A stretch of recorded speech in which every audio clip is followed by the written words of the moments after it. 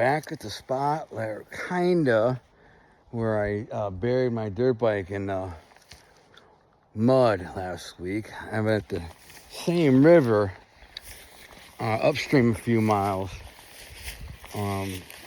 Again, difficult place to get in there. This is a flooded out beaver swamp valley. I'm gonna have to work my way to the river. I think it's a couple hundred yards out that way. Can't get lost, that's the thing. It shouldn't be that hard. I have red tape. And red tape should be able to mark my entrance, I think. It's gonna be tricky. I don't know, that might not even be the river. It could just be swamp. And I might have to, maybe the river could be in there 200-300 yards. I'm not going that far because you get lost in there and then that's a nightmare and it's hot. But anyways, made it here on my trusty old bike, Ominous Minimus. My old black Jeep was Ominous Maximus. This is the bike I buried in the dirt last week. Thing drives like a champ. This thing is a bad mofo. It never lets me down, man. It never gives up. I've had this thing for 8 years and had a few flat tires on it over the years. Changed oil a few times, but beast, man. It just never gives up. I love it, man. This is a 350 Suzuki DM. I think it's a DM. Enduro, street and trail. Love it. And these glasses are making me look like an old mob boss. All right, here we go. We're going in. Let's try to get some trout. I'm here. I'm hoping this area is not heavily fished. Nobody ever comes back here. And so I can get in there and pop a couple fat hogs up out of there. I'm just saying, man. So I've been looking for access to this river. Finally found this little like culvert. Now the average fisherman will go right past this and not even look at this and think there's even a fish in something like this. However, I can almost guarantee you I'm gonna catch a fish in it. I've caught not any huge trout in little culverts like this, but I have caught some really nice ones.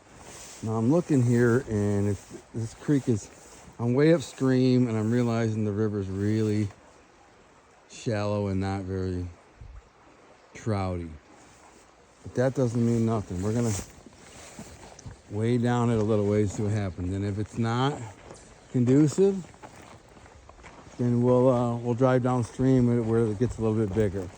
The farther you go downstream, the bigger it gets. But the thing is, the farther upstream you are, the colder it gets typically. It's the headwaters of a spring that feeds it.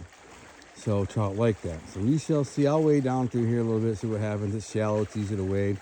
But I can almost guarantee I'm gonna catch a trout in this hole. If I don't, it's only because somebody else has been here before in the last several days or weeks and caught them all out of here.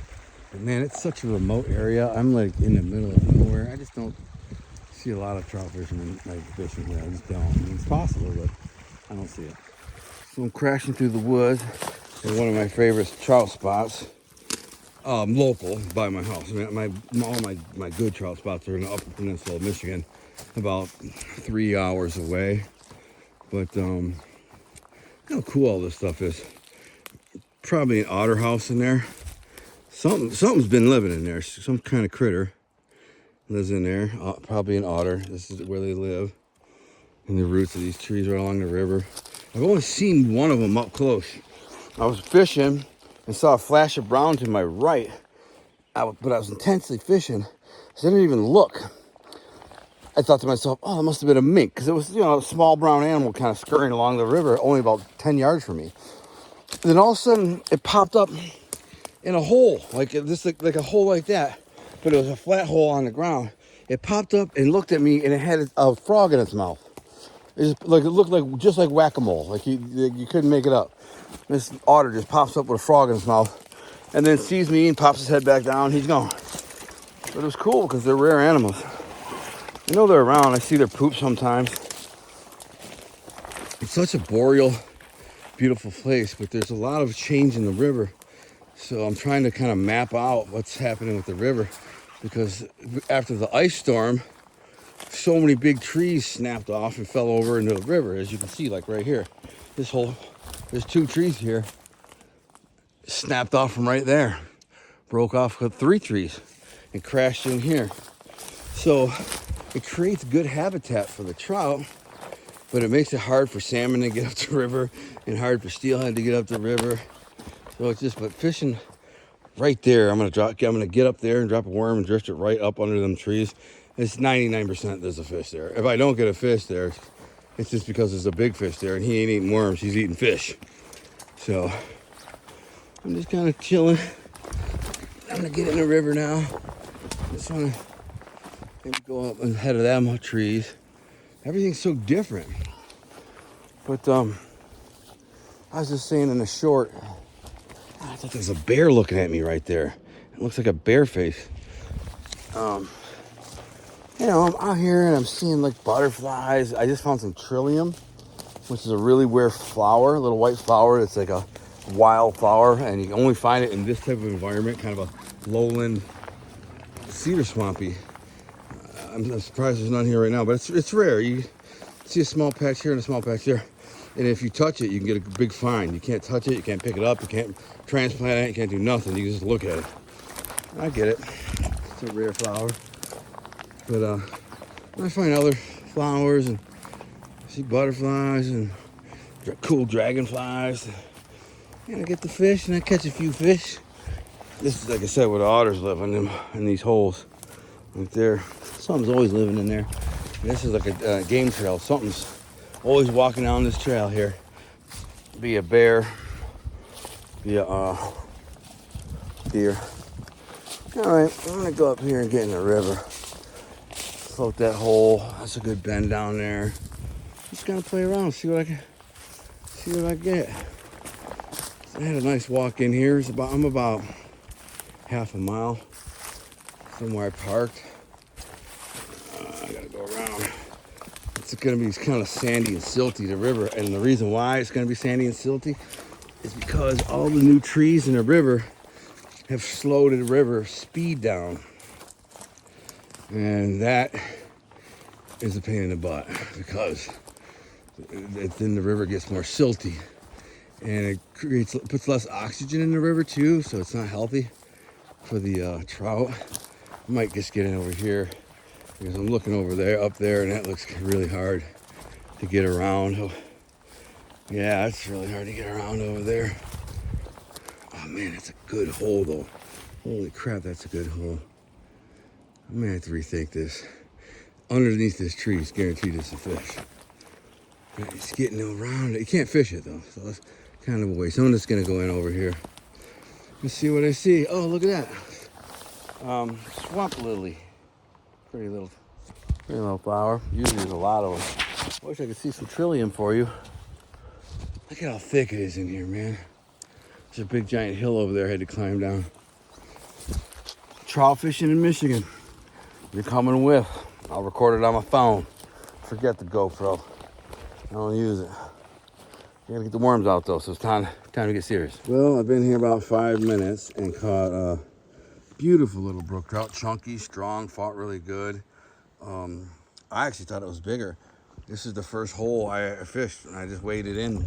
I just got in right down there, and I hooked and landed this beautiful little brook trout. He's probably about 7 inches, which is exactly the size they need to be to keep him. He's definitely 7 inches. Could be 8, but I'm sad I gotta keep him because he swallowed the hook. So when they swallow the hook, there's nothing you can do. You're gonna kill him to take the hook out. So not the prettiest fish I've ever seen, but it's still pretty. Sometimes those red dots can be really, these are like orangey. His dots are like kind of orangey in color. Sometimes they're really red, but you know, still can't complain. It's a beautiful fish. I'll take a picture, and then I'm gonna throw them in my bag and my backpack, and you know, all I need is probably 2 more for a dinner for me and Maria, and so no skunks today. I would be shocked that there wasn't more trout in this under this tree here. And I'm just gonna, you know, I've only been here 5 minutes, so there's a lot of brush and brambles down here. Most people don't even know there are brook trout in this river. Most people have no idea. I just don't. I didn't. I lived here for like 5 years and fished in this river for 5 years, maybe 6 years, before I even knew there were brook trout. One day I accidentally caught one. I'm like, what the hell, there's brookies in here? So then I started targeting them, fishing for them, you know, is the way I would fish brook trout in any other river, and started catching them. Not a lot, there's not many, but I always catch 2 or 3 in a day, sometimes 4 or 5. I caught one that was probably about I caught like one fat 12-inch male, which was a monster for this river, huge, you know. That was a crazy day, but with the ice storm caused all these trees to fall in the river because they got weighted down in the ice and they broke off. They literally snapped in half, and so now the river's loaded with trees, which is good because it's cover for the fish. It keeps the water cooler from the sun, but it does slow down the river's speed, and this speed of the river can get, when it's slower, it gets a little more silty and kind of on the bottom is can be hard to wade. Not so much here, but in places where the current doesn't, you know, flow good like it used to. Anyways, I'm gonna get this trout in the bag and get ready for dinner. I'm gonna eat my dinner fish. I hear a crow in the background going, let me get that. Sometimes you see the craziest stuff when you're out here fishing. I mean, it's just crazy. And I got snagged in this hole. It's all clay here, so I kicked up a bunch of muck as I crossed through here, right? So I'm sitting here on this log. I'm just sitting, literally, I'm sitting on the log. My pole's in the water, sticking out of my pocket. I'm retying a hook on because I got snagged to break my line. And then here comes this gigantic smallmouth bass. Swims right through this hole right here and just goes up into that brush or whatever over there. Massive smallmouth bass. Like, I'm legit 5-pounder. Which I don't even think I can land on this little trout rod, this little 4-pound test rod in here. Not, you know, a 5-pound smallie in the river, not unless I had a big hole, like a big area to fight it, which I don't. If I hooked him under, it came from under this tree or something, it would snap my line. But it was huge, you know, it was like a 20-inch bass.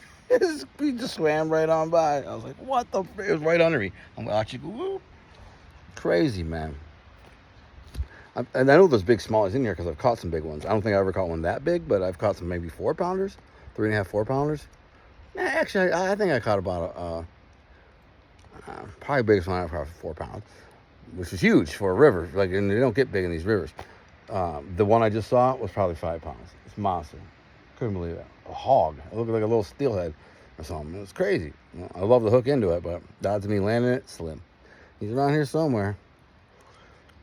Let's get him on. I'm trying to crash through all this brush, these fallen trees.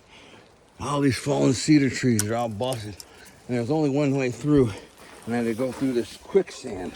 Look at, I'm buried in this crap. And I can't get out. You gotta try to step on the, believe it or not, a little bit of twigs and branches will slow your descent down in this quicksand. And once you can get on some kind of solid surface, whether it be a stick or something, we're good. I'm at the spot where that giant smallmouth bass just went by me. Just trying to get downstream. It's crazy, man. It's brutal.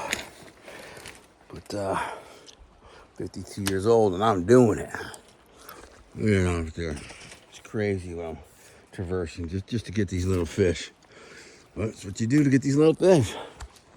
I'm into it, I'm just saying. I'm down this riverbank, and I kind of in the mud and sliding down without killing myself. And I look down, and there's what I think is a baby bear. I think that's a baby bear track. Yeah, I can't think of anything else. If you guys can think of anything else it could be, but it's too big for a bobcat. Doesn't look like a dog track, like a coyote. It looks like a bear track, just small.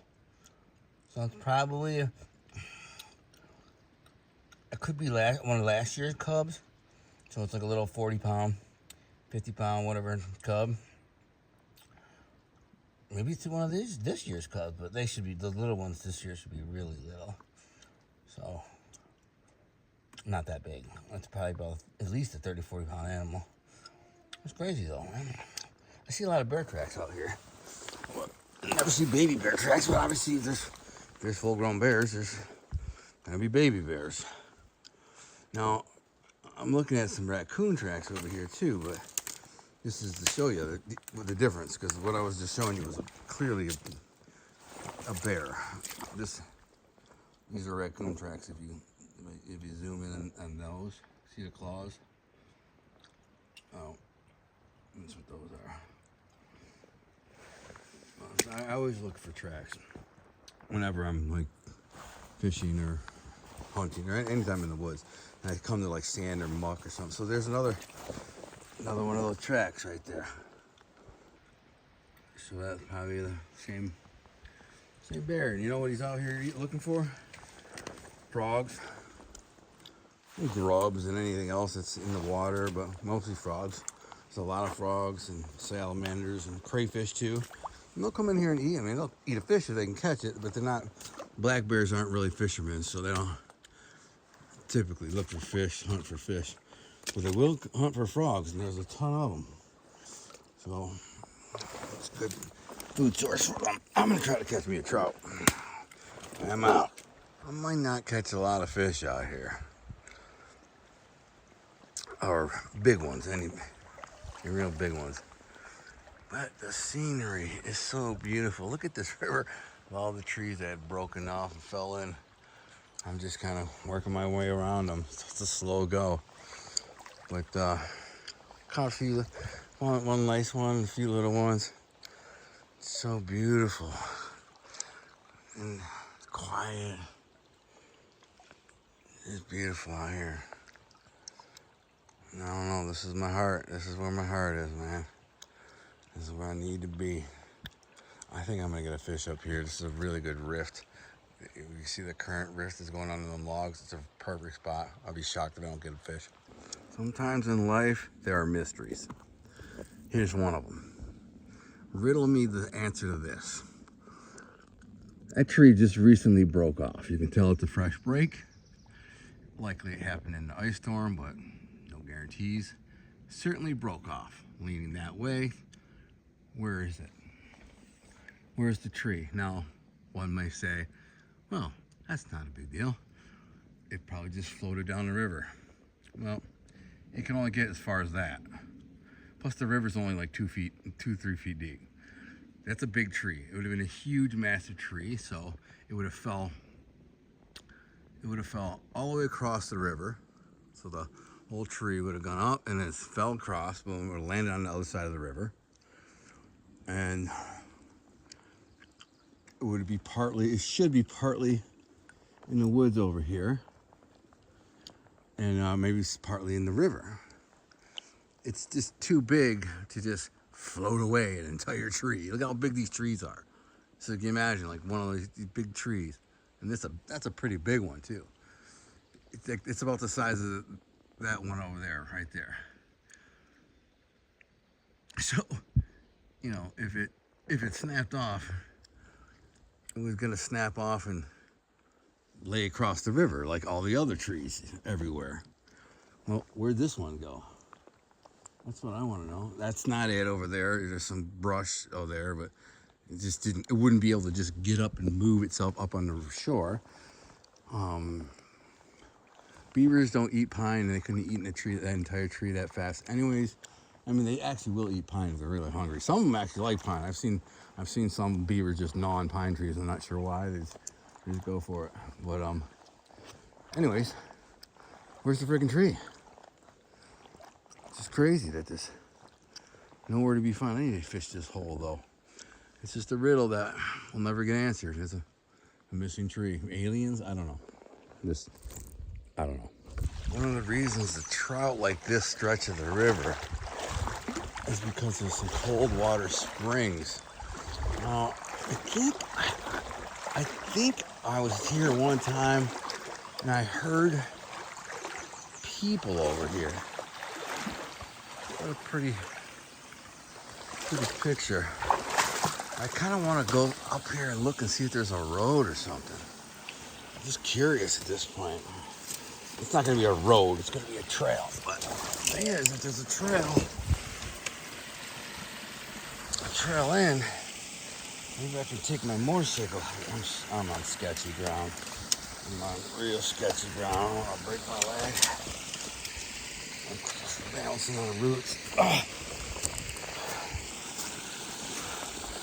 I guess this is not what I thought. It's just a little wetland. Oh, yeah, like a beaver swamp. I thought I heard people over here once. This isn't the spot. Clearly, there's no road in. But there's the spring, and it's running, flowing nicely. It's got cold water in it, and it keeps the river cold. So from this section down, it's a better section of river to fish because of that. So I put a pin here and noted it.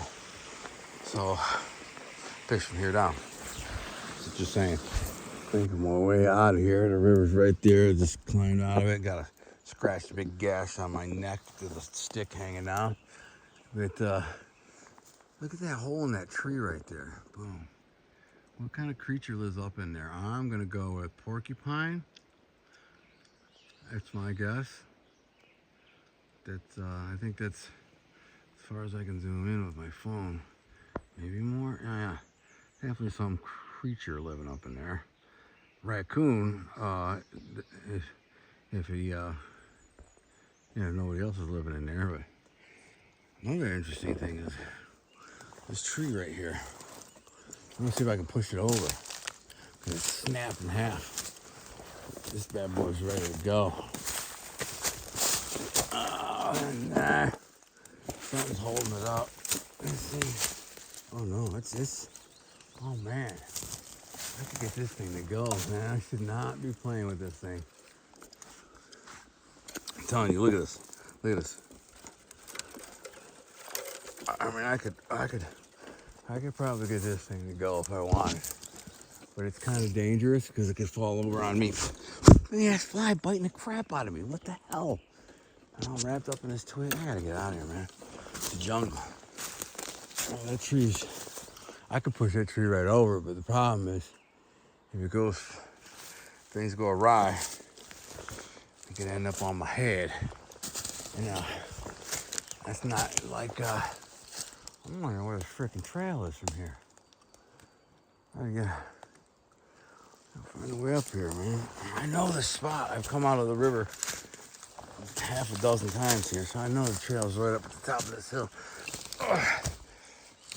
But it don't look steep in the video. But that's a big hill. The river's way down there. There's freaking flies biting me, man. Actually, this looks like a good...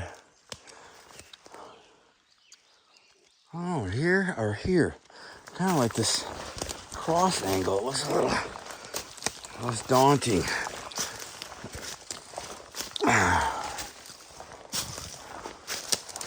Tell you what, I worked up quite an appetite, so I'm hoping my missus, my wife, the missus, has me something nice for dinner when I get home.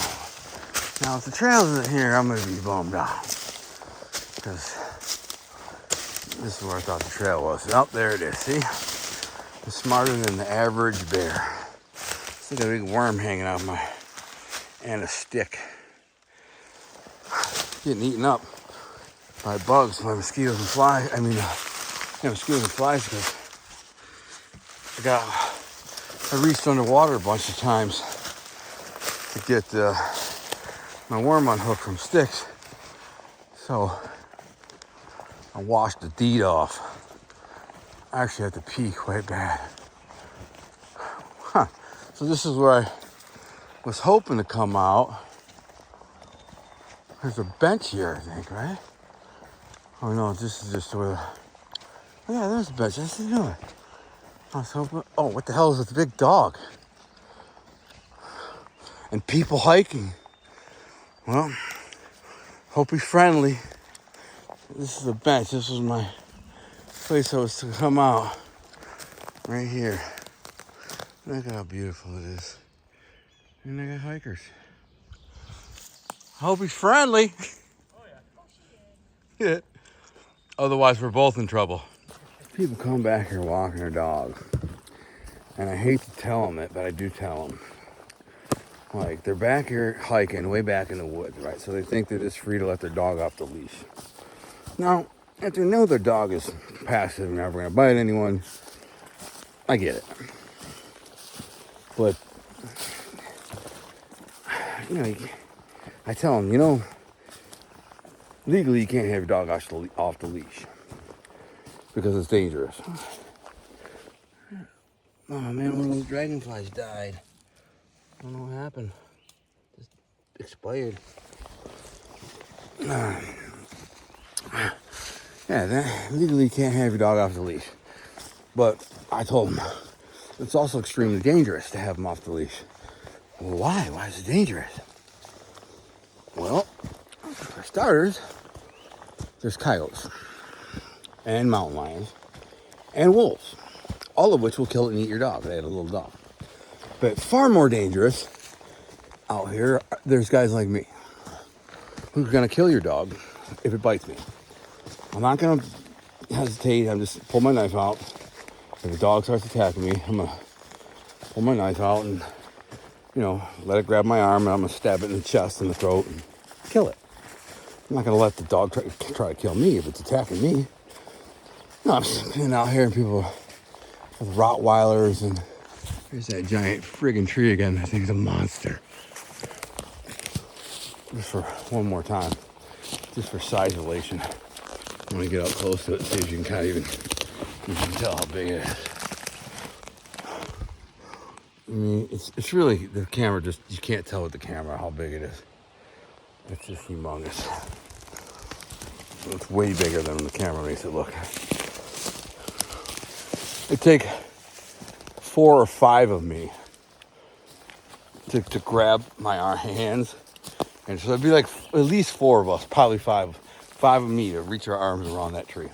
It's crazy, yeah. But yeah, I don't want to kill anyone's dog. I like dogs. I love animals. I never would want to, you know, kill someone's dog. But if a dog runs up there, you know, big dog especially, maybe it's a little dog, I won't kill it. I just fight it, kick it off. But if it's a big dog that's over 60, 70, 80 pounds or more, I'm killing it. Even if I got to do it with my bare hands, which I will. I mean, it's savage to say, but, you know, when they go to bite you, just grab the bottom jaw. You grab the bottom jaw. And then you can control the animal. And in that case, you can really rip their face in half, or just choke them out. Put them in a sleeper hold, because, you know, a sleeper hold, which is a rear naked choke hold, the same thing you see in MMA sports, you can do it to a dog. Let the dog bite you, spin around, get on its back, and choke that sucker out. That way you don't have to kill him. But I'm probably just going to kill him, because I don't want him to wake up and start trying to kill me if he's going for my throat and stuff. Well, like I said, I'm not that kind of savage. I don't want to kill anybody's dog, but these people, you're out in the wilderness. There's deadly animals out here all over the freaking place. And ducks. You know, because the dog runs ahead sometimes. And so the dog runs ahead, you know, 50 yards, and he's just frolicking in the woods. And there happens to be a bear sitting right there. And that bear got cubs. Or he's hungry. He sees that little 50-pound yapper dog or whatever, because the dog he just had was probably 40 pounds. Not a very big dog. Now, to a mountain lion or a wolf, or even a coyote, that's just dinner.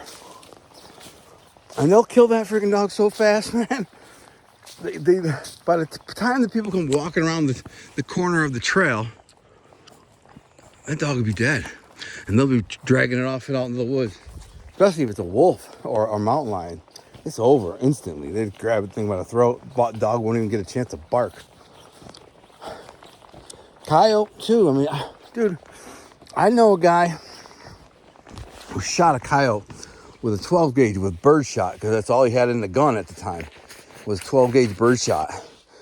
But he shot the freaking coyote just as it was about to attack his Labrador. So So it's a Labrador Retriever. Now, the reason he went and got his gun is because the coyote was sneaking around. He saw it.